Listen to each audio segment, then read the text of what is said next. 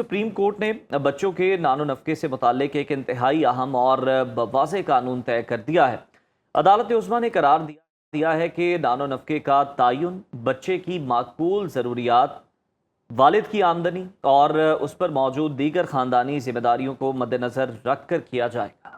ऐसा ही है, जबकि जस्टिस इरफान सादत खान और जस्टिस अकील अहमद अब्बासी पर मुश्तमिल दो रुकनी बेंच ने सिंध हाई कोर्ट का फैसला बरकरार रखते हुए वाज़ेह किया है कि अगर निचली अदालतों का फैसला कानून के मुताबिक हुआ तो इसमें बिला जवाज़ मुदाखलत नहीं की जा सकती। इस अहम अदालती फैसले और नानो नफके की कानूनी बारीकियों को समझने के लिए हमारे साथ मौजूद हैं माहिर कानून एडवोकेट आमना साहिबा।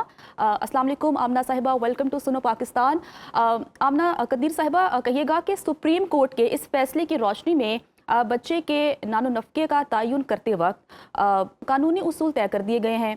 अगर वालिद की तनख्वाह या आमदनी बहुत ज़्यादा हो तो क्या अदालत खुद से ही नानो नफके की जो रकम है वो मुकर्रर कर सकती है? अदालत खुद से तो नहीं कर सकती, क्योंकि ऑब्वियसली आपको कुछ रिसीट्स वगैरह दिखानी होती हैं ना, तो अदालत के पास सो मोटो पावर तो नहीं है, खुद नहीं कर सकती। और ये जो फैसला आया है ना, इसमें एक्चुअली ये पहले से ही कानून था पाकिस्तान में, और लोगों को पता नहीं होता क्योंकि हम जजमेंट्स को पब्लिसाइज नहीं करते और उन पे शोज नहीं करते। बट ये इस जी। जजमेंट ने कोई नई बात नहीं की, हम्म, अदालत उज़्मा ने कोई नई बात नहीं की, ये पहले जी। से ही चल रहा है। हम्म, तो उन्होंने एक अपनी इसी साल की पिछले महीने की एक और अपना फैसला उन्होंने दोहरा के कहा है कि जी। आप बाप की जो माली हैसियत है, हम्म, उसके फॉर एग्जांपल जितने बच्चे हैं पहली शादी से दूसरी शादी से, उसको देख के आपका नफका लगता है। और ये तो कानून में पहले से ही कहता है। तो हम्म, जब भी मेरे केसेस होते हैं लोअर कोर्ट में, मैं बाप की पूरी माली हैसियत, फॉर एग्जांपल जिस उसके घर हैं, उसकी गाड़ी है, हम्म, उसके मतलब घर में कितने मुलाजिम हैं, मैं ये सब कुछ कोर्ट को दिखाती हूँ। तो बिल्कुल सही। ऑब्वियसली आप जो नफ़का लगाएंगे, आप हम्म, बाप की माली हैसियत के मुताबिक लगाएंगे, और कैसे डिटरमिन होगा। बिल्कुल सही कहा आपने आमना कादिर साहिबा। और अक्सर हम देखते हैं फैमिली केसेस में माएँ जो हैं वो ज़्यादा से ज़्यादा नानो नफ़के का मुतालबा करती हैं। अब अदालतें ऐसे मामलात में बैलेंस कायम करेंगी और हम समझ सकते हैं कि जो मर्द हजरात हैं या जो शौहर हैं उनके भी राइट्स जो हैं वो प्रोटेक्ट होंगे और वही हकीकी नानो नफ़का जो है वो मुकर्रर किया जाएगा जितना वो अफोर्ड कर सकते हैं। तो इस केस की फैक्ट्स अगर हम देखें, एक तो पहली बात ये है कि मैं जितने केसेस करती हूँ, औरतें हम्म, ऐसे नहीं करती कि वो बहुत ज़्यादा मांग रही होती हैं, और अच्छा। हर एक केस में कोर्ट 15,000 रुपए लगा देता है। हम्म, बाप की माली हैसियत को मतलब वो बिल्कुल नहीं देखती।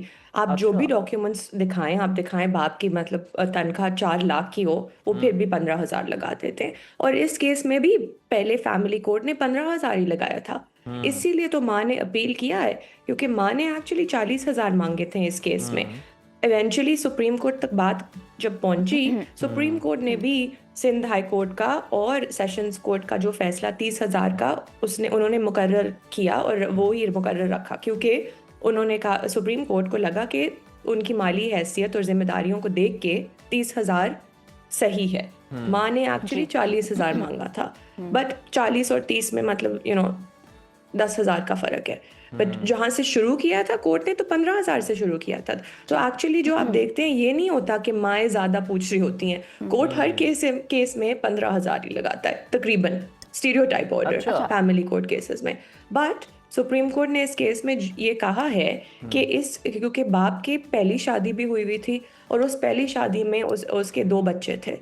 तो हम्म, सुप्रीम कोर्ट ने इसको देख के कि उसके पास 3 बच्चे हैं, और उसकी पूरी जिम्मेदारियों को देख के, उसकी सैलरी को देख के, उन्होंने सुप्रीम कोर्ट ने कहा कि कोई इलीगैलिटी नहीं है, अच्छा आमना साहिबा, और अगर हम कानून के देखें मुताबिक। आमना अगर हम देखें जिस तरह से इसी केस की हम बात कर लेते हैं, मतलब जिस तरह से पहली शादी से उसके जो बच्चे हैं वो अगर किसी आप समझ लें कि लोअर लेवल के स्कूल में तालीम हासिल कर रहे हैं, जबकि दूसरी शादी से होने वाले जो बच्चे हैं वो किसी आला तालीमी इदारे के अंदर जो है वो तालीम हासिल कर रहे हैं, बड़े इदारे के अंदर जिसकी फीसें ही लाखों में है, तो अदालत इस नुक्ते को भी देखती।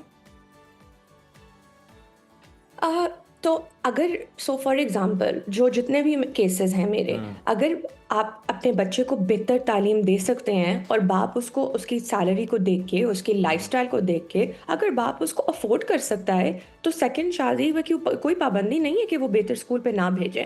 मतलब आप हम्म, अपनी नस्लों को बेहतर करना चाहते हैं ना, तो अगर पहली शादी के जो बच्चे हैं और माँ नहीं चाहती उनको भेजने को, आप उसको पाबंद तो नहीं कर सकते। पर आप ये भी नहीं कह सकते कि भाई बाप की सैलरी अफोर्ड कर पा सकती है तो मैं अपने बच्चे को बेहतर स्कूल पे ना भेजूं। और आप आमना ये भी साहिबा, देखें कि मैं कोर्ट देखती सवाल है। दोबारा रिपीट करता हूँ। आई थिंक कुछ कंफ्यूजन है या शायद मैं आपको सही कन्वे नहीं कर पाया, समझा नहीं पाया। मैं ये कह रहा हूँ कि इन केस सेपरेशन का केस होता है, पहली बीवी से जो बच्चे हैं वो अलग है, उनके नानो नफका तय करने का मामला आ जाता है, और शौहर की जो दूसरी बीवी है उसके जो बच्चे हैं वो बड़े आला तालीमी इदारों में तालीम हासिल कर रहे होते हैं, फीसिस बहुत ज़्यादा होती हैं। पहली जो बीवी है वो जाके अदालत में ये कहती है कि इनकी जो दूसरी बीवी के बच्चे हैं वो तो बड़े अच्छे तालीमी इदारों से तालीम हासिल कर रहे हैं, लाखों में इनकी फीस है, लेकिन मेरे बच्चों की आप देखें कि ये इतना भी खर्चा नहीं दे रहे कि मैं कोई दरमियाने दर्जे के तालीमी इदारों में अपने बच्चों को तालीम दिलवा सकूं। तो क्या अदालत इस नुक्ते पर भी गौर करती है? बिल्कुल, बिल्कुल। अदालत इस पे बिल्कुल गौर करेगी क्योंकि एक्चुअली जो आपकी लाइफ़स्टाइल होती है ना शादी के दौरान, तो वो जी। देख के, तो आपको पता है ना पाकिस्तान में लोग अपनी इनकम डिक्लेयर नहीं करते। तो कभी-कभार ऐसे होता है कि उनके बैंक अकाउंट में तो नहीं होती बट कैश में काफ़ी ट्रांज़ैक्शंस होती हैं। तो मैं सब औरतों को कहती हूँ कि आप हर चीज़ का डॉक्यूमेंट करें क्योंकि आपके बैंक अकाउंट में शायद पैसे तो नहीं आ रहे।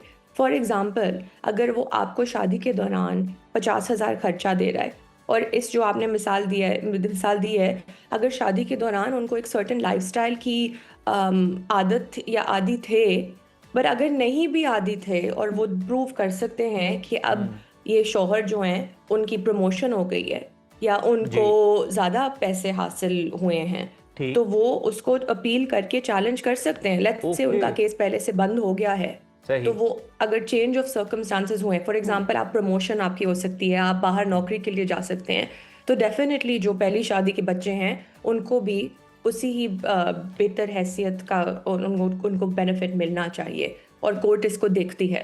इक्वलिटी होनी चाहिए। अच्छा आमना, ये भी बता दीजिएगा, क्लैरिटी दे दीजिएगा कि अगर अदालत एक दफ़ा फैसला कर देती है, एक सर्टन अमाउंट जो है वो फैसले में तय कर लेती है कि इतनी सर्टन अमाउंट बाप अपने बच्चों को देगा, तो क्या आगे जाके तब्दीली आ सकती है उस अमाउंट में क्योंकि महंगाई में इजाफा हो जाता है, या फिर अगर शौहर का इंक्रीमेंट लग जाए, शौहर तरक्की करना शुरू हो जाए या वो ज़्यादा पैसे कमाना शुरू हो जाए, तो उसमें तब्दीली आएगी?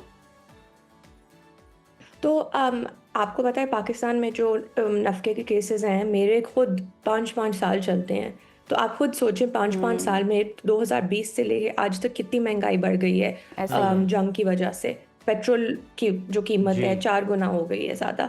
तो ऑब्वियसली सर्कमस्टांसेस केस के दौरान भी बदलते हैं। कानून तो कहता है कि केस का फ़ैसला 6 महीने में होना चाहिए, बट हमारी अदालतें इसको नहीं, मतलब 6 महीने में नहीं रैप अप करते।